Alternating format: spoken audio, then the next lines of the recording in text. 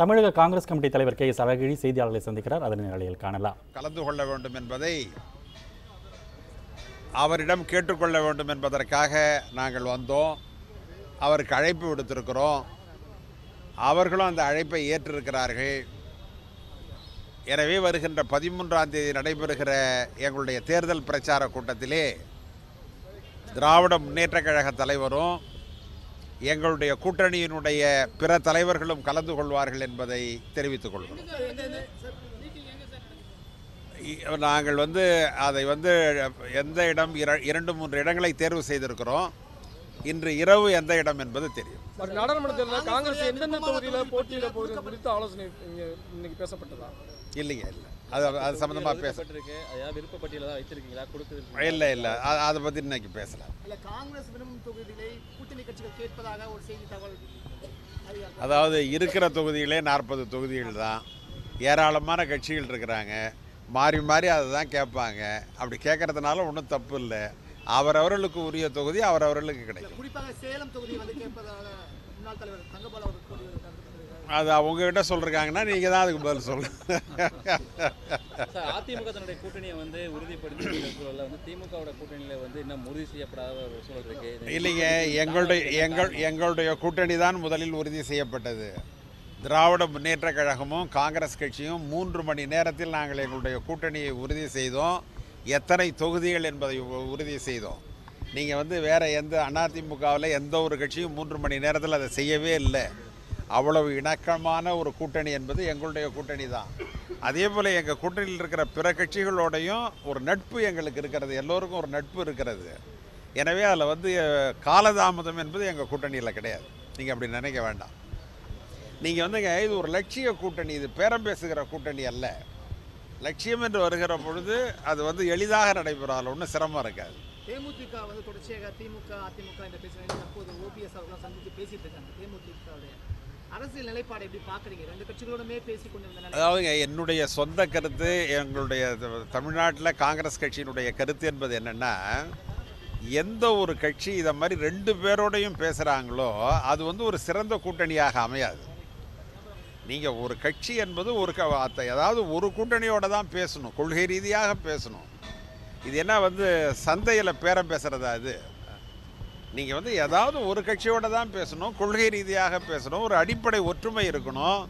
இந்த கொள்கைக்காக நாங்கள் இருக்கிறோம், அதற்காக நாங்கள் போராடுவோம், அதுக்காக எங்கள் தோழர்களோடு விவாதம் செய்கிறோம் அப்படின்னு சொன்னால் அதில் பொருள் இருக்குது.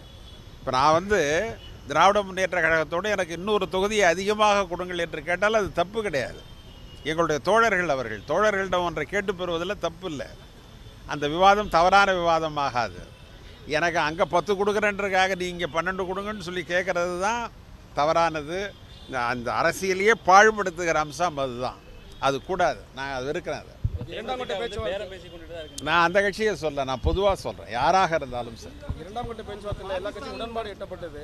பாகிஸ்தான் நடத்தப்பட்ட தாக்குதல் குறித்து சிதம்பரம் அவர்கள் ஒரு கருத்தை தெரிவிச்சிருக்காங்க. சர்வதேச ஊடகங்கள்லாம் தெரிவிக்கலன்னு அதுக்கு பியூஷ் கோயல் பாகிஸ்தானுடைய ஊதுகுழலாக சிதம்பரம் மாறிவிட்டார் என்ற ஒரு கருத்தை பதிவு பண்ணியிருக்காங்க. ஏன்னா பாகிஸ்தான் சம்பந்தமாக சிதம்பரம் என்ன சொன்னாருங்கிறீங்க?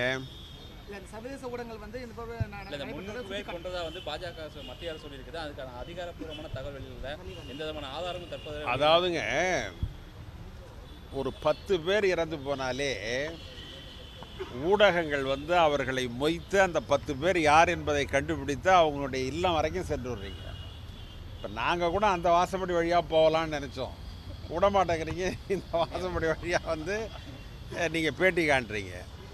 300 பேர் ஒரு இடத்துல இறந்து போயிருந்தால் இந்திய ஊடகங்களுக்கு வேண்டுமானால் தெரியாமல் இருந்திருக்கலாம். பிபிசிக்கு எப்படி தெரியாமல் போயிடும்?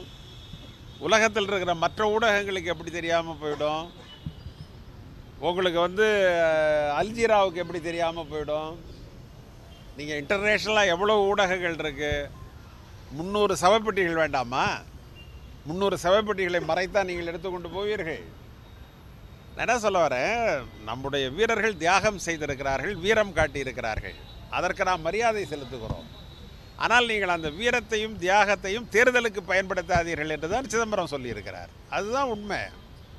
மோடி அரசாங்கம் இதை ஒரு தேர்தல் கருவியாக பயன்படுத்துகிறார்கள். 300 பேர் செத்து போயிருந்தால் எங்கே அந்த சவப்பெட்டி? எங்கே ஏன் உலகத்தில் ஒரு ஊடகம் கூட ஏன் அதை காட்டல? இந்திய ஊடகங்களுக்கு கிடைக்காத நான் ஒத்துக்கிறேன், பட் பன்னாட்டு ஊடகங்களுக்கு அது கிடைக்கும்ல, சிஎன்எனுக்கு கிடைக்கும்ல, பிபிசிக்கு கிடைக்கும்ல, ஏன் அது கிடைக்கல? ஆக இது வந்து முழுக்க முழுக்க மோடியால் ஆரம்பிக்கப்பட்ட ஒரு நாடகம். அந்த நாடகத்தை இம்ரான்கான் தகர்த்தெறிந்து விட்டார். அதுதான் நடந்த விஷயம். இதில் ஸ்கோர் பண்ணது அவர் தானே ஒழிய இவர் இல்லை. சரி, ஏழை எளியோருக்கு வந்து அதை வறுமை கோட்டு கீழே இருக்கிற 2000 ரூபாய் வந்து தமிழக அரசு அறிவித்திருக்கு. அது தொடர்ச்சியாக இன்னைக்கு துவக்கி வச்சிருக்காங்க. இது வந்து அரசியல் வாக்குக்காக பயன்படுத்தக்கூடிய சூழல் இருப்பதாக ஒரு பொதுவான கருத்து இருக்குது. உண்மையிலே அது ஏழை எளியோருக்கான திட்டமாக தான் இருக்கும்னு நினைக்கிறீங்களா? அதாவதுங்க, ஏழை எளியவர்களுக்கு செய்யக்கூடிய திட்டங்கள் ஏராளமாக இருக்கின்றன. இப்போ உதாரணமாக ஐக்கிய முற்போக்கு கூட்டணி அரசாங்கத்தில் கிராமப்புற வேலைவாய்ப்பு உறுதியளிப்பு திட்டம் என்று ஒரு திட்டம் வைத்திருந்தோம். ஒரு நாளைக்கு 100 ரூபாய் அவர்களுக்கு ஊதியம் என்று வைத்திருந்தோம். நீங்கள் வந்து தேர்தல் அன்னைக்கு அதை அறிவிக்கலை, தேர்தலுக்கு 2 மாதத்துக்கு முன்னாடி அறிவிக்கலை. அரசாங்கம் அமைந்த உடனேயே அதை அறிவித்தார்கள், மாதம் மாதம் கொடுத்தார்கள். நீங்கள் அப்படி செஞ்சால் தான் அதற்கு பெயர் திட்டம் என்று பெயர். நீங்கள் தேர்தலுக்கு ஒரு 2 மாதத்துக்கு முன்னாடி 15 நாளைக்கு முன்னாடி ஒரு திட்டத்தை அறிவித்து எல்லார் வீட்லேயும் கொண்டு போய் 2000 ரூபாயை போட்டுட்டு வந்தீங்கன்னா அதுக்கு பேர் திட்டம்னா பெயர்.